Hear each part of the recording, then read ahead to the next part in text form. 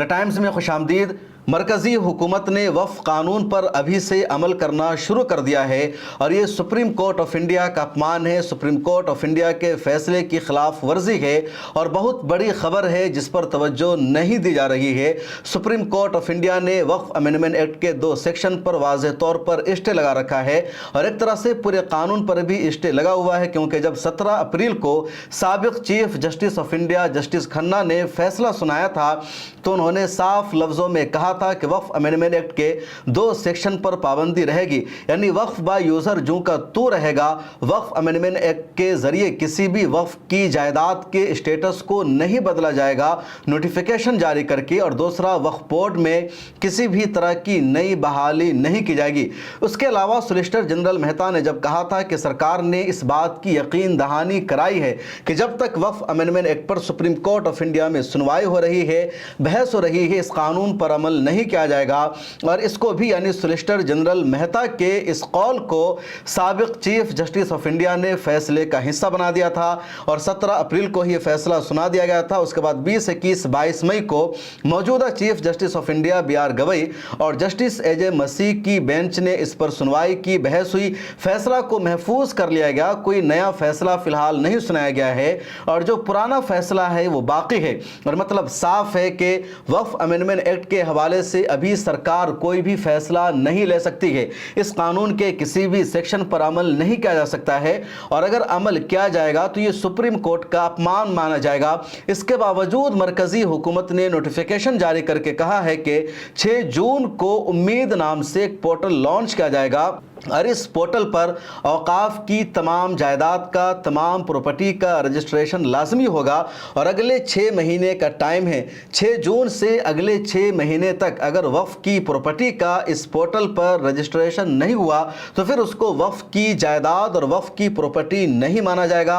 और इस पोर्टल को उम्मीद का नाम इसलिए दिया गया है क्योंकि वक्फ अमेंडमेंट एक्ट 2025 को ही मरकजी हुकूमत ने उम्मीद नाम दे रखा है और ये जो पूरा अमेंडमेंट एक्ट है इसका असल नाम है unified Waqf management empowerment efficiency and development. तो इसी से उम्मीद कहा गया और न्यूज़ 18 ने अपनी अंग्रेजी वेबसाइट पर इस खबर को शाया किया जिसमें कहा गया है कि 6 जून को मरकजी हुकूमत उम्मीद नाम से पोर्टल लॉन्च करेगी, वेबसाइट लॉन्च करेगी और ये नोटिफिकेशन जारी किया है, ये प्रेस रिलीज आया है माइनॉरिटी मिनिस्ट्री की तरफ से। किरण रिजिजू साहब ने बाज़ाब्ता ये ऐलान कर दिया है और ये जो ऐलान है कि 6 जून को उम्मीद नाम से वेब पोर्टल लॉन्च किया जाएगा और यहाँ अगले 6 महीने में औकाफ की तमाम रजिस्ट्रेशन का इंदराज लाजमी होगा। अगले 6 महीने में इस पोर्टल पर अगर वक्फ की किसी प्रॉपर्टी का रजिस्ट्रेशन नहीं हो सका तो फिर आगे उसको वक्फ की प्रॉपर्टी नहीं माना जाएगा।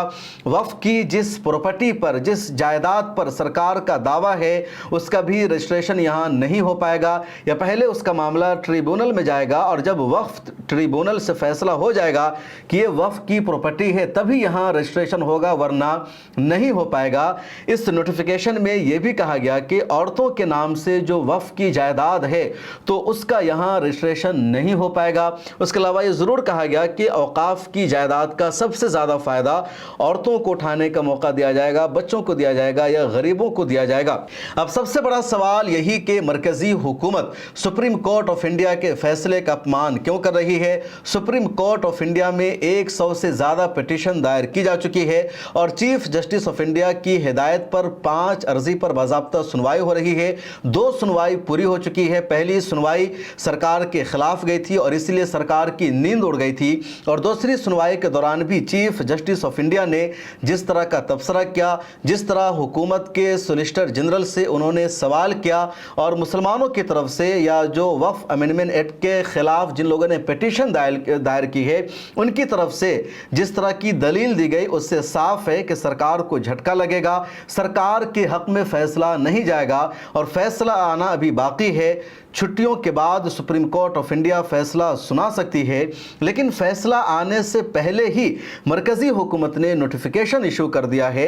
मुसलमानों को उम्मीद यह है कि सुप्रीम कोर्ट ऑफ इंडिया से यह कानून रिजेक्ट हो जाएगा या कम अज़ कम स्टे लग जाएगा और वक्फ की जो प्रॉपर्टी बरकरार है उसको वक्फ की ही प्रॉपर्टी माना जाएगा या 1995 में जो वक्फ के तौर पर रजिस्टर्ड है उसको माना जाएगा या 2013 से पहले जो रजिस्टर्ड है वक्फ बोर्ड में उसको वक्फ माना जाएगा। लेकिन ये जो जो लॉ है उन तमाम को मानने से इनकार कर रहा है।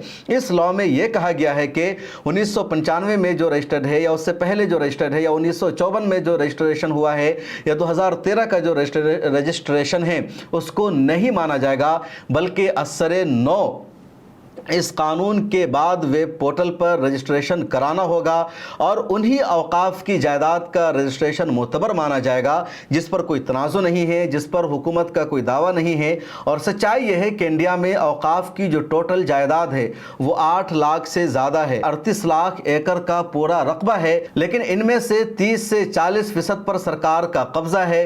दिल्ली में तकरीबन 30% औकाफ की जायदाद पर सरकार का मुकम्मल कब्ज़ा है। उसके अलावा भी 15% ऐसा एरिया है जहां दावा है सरकार का, और उन्हीं में से दिल्ली की 123 प्रॉपर्टी है जिसमें ज़्यादातर मस्जिद है, दरगाह है, खानकाहें हैं। इसके अलावा महाराष्ट्र में औकाफ की 60% जायदाद ऐसी है जिस पर सरकार का कब्जा है। महाराष्ट्र वक्फ बोर्ड को उन जायदाद का, उन ज़मीनों का कुछ भी फ़ायदा नहीं मिल पाता है। पंजाब में 50% से ज़्यादा औकाफ की जायदाद ऐसी है जिस पर सरकार का कब्जा है या दूसरे लोगों का कब्जा है। पंजाब में तो बेशुमार ऐसी मस्जिदें हैं जहाँ पर सिखों ने उसको अपना गुरुद्वारा बना रखा है, या सिखों ने उसको अपने घर में तब्दील कर रखा है, या सिखों ने उसको अपनी दुकानों में तब्दील कर रखा है और मुसलमानों को उसका कब्जा नहीं दिया जाता है। शाही इमाम पंजाब मौलाना हबीबुर रहमान लुधियानवी रहमतुल्लाह अलैह ने अपने ज़माने में जिद्दोजहद करके, कोशिशें करके बहुत सारी जगहों को आज़ाद कराया था। बहुत सारी ऐसी मस्जिदें थी जिस पर गुरुद्वारा बना हुआ था जो सिखों के कब्ज़े में थी। उन्होंने सिखों से बातचीत की, डायलॉग का सिलसिला शुरू किया और फिर दोबारा वहाँ पर मस्जिदें आबाद हुई। खुद दिल्ली के पहाड़गंज का जो एरिया है, सदर बाज़ार का जो एरिया है, वहाँ जाएंगे तो बड़ी बड़ी मस्जिदें हैं जहां पर होटल चल रहे हैं, जहां पर लोग बिजनेस का अड्डा बना चुके हैं। कुछ जगहें तो ऐसी है जो तारीख़ी मस्जिद रही है, जो औकाफ की जायदाद है और वहाँ पर अय्याशी की जाती है, वहाँ पर गलत काम किया जाता है और वक्फ बोर्ड उन जगहों का कब्ज़ा आज़ाद कराने में नाकाम रहा है। जिन लोगों ने कब्ज़ा कर रखा है उनको हटाने में वक्फ बोर्ड लगातार नाकाम साबित हुआ है। उसके अलावा वेस्ट बंगाल में औकाफ की जो जायदाद है वहाँ 70% पर सरकार का कब्ज़ा है और इस तरह की जो मिसालें हैं पूरे मुल्क में मौजूद है।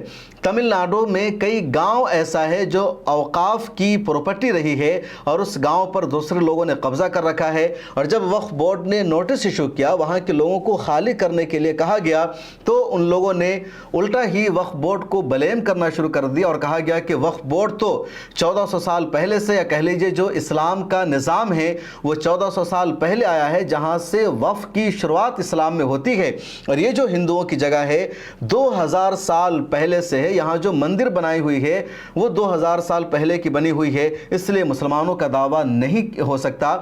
और इस तरह का नैरेटिव चला करके, इस तरह का झूठा प्रोपेगेंडा करके वक्फ बोर्ड की जायदाद को लगातार हड़पा जा रहा है, उस पर कंट्रोल किया जा रहा है। और अब सरकार ने बाज़ाब्ता नोटिस इशू कर दिया है। साल 2013 में ही जब वक्फ अमेंडमेंट एक्ट आया था तो उसमें कहा गया था कि वक्फ बोर्ड को डिजिटलाइज किया जाएगा, वक्फ बोर्ड का जो रजिस्ट्रेशन है उसको डिजिटलाइज किया जाएगा, और डिजिटलाइजेशन के बावजूद अभी तक सिर्फ 3 लाख औकाफ की जायदाद का ही रजिस्ट्रेशन हो सका है, उसके अलावा का नहीं हो सका।